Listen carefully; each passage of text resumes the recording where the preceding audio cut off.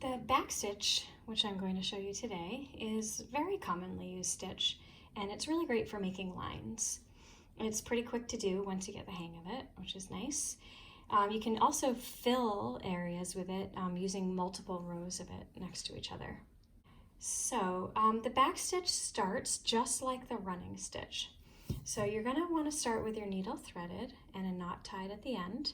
If you need some support with that, check out our videos on tying knots and threading your needle. Just like the running stitch, if you're right-handed, you're going to be working from the right to the left. If you're left-handed, you can work from the left to the right.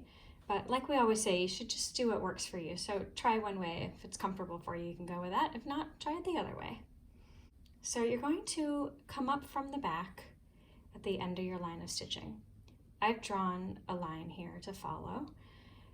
If you are following a pattern, then the line will already be there. You can also do this stitch freestyle. It just depends on your comfort level. So you're going to come up from the back, and then, like the running stitch, just make one first stitch.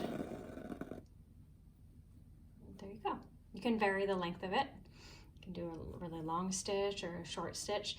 If you are going around a corner, you're going to want to do shorter stitches to smooth out that corner. If you do longer stitches, it'll end up being kind of angular. I'm just going to do a straight line today. So I have my stitch here, and I'm going to come up from the back the same distance away that this stitch length is. So from this, the end of this stitch, I'm going to come up here, because this distance right here is the same length as that stitch. I'll come up. We aim for it to be the same. It won't always be that way, but that's okay. Then come up. And now this is why it's called the back stitch. We're going to go back and go back through the fabric right where we came out before. You don't want to split the thread. You just want to go back in either the same hole or very closely next to it. If you don't go over far enough and you go in a little bit to the left of it, then you will have a gap in there. If that's your design choice, then you can do that. But if you want it to be a continuous line, then you should put your needle back in where you came out. And there we go. Come up again.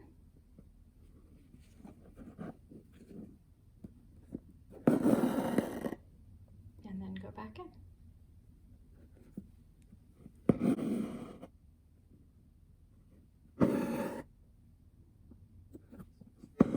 I really like to do the back stitch on the top of the fabric.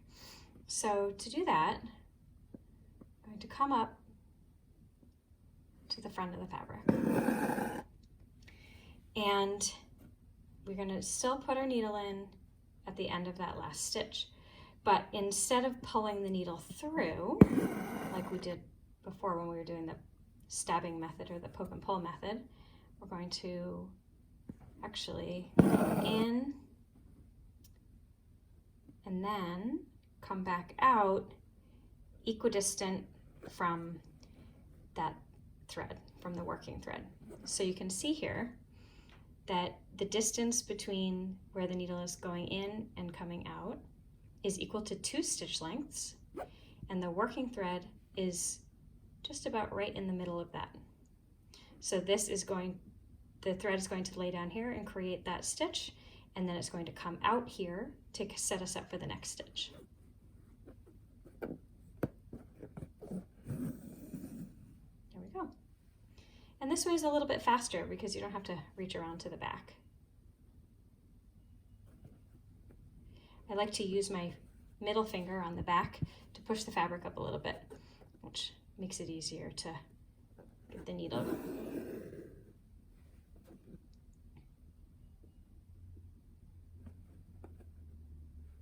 You can check to make sure your stitch lengths are the same by pulling that thread perpendicular to your stitching line and checking, are they about the same?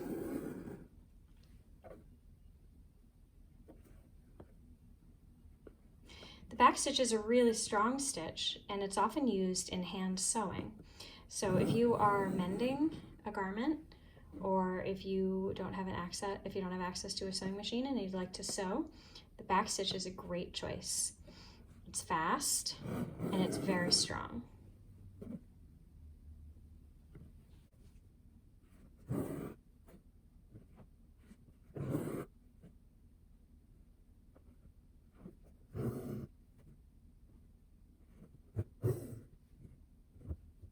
And then at the end, I just go back in. There we go. There's your back stitch. And then on the back, looks like this. And then you can either weave your thread through like this to finish off, or you can tie off. Make a loop, go through the loop twice, pull straight up. There you go. The back stitch.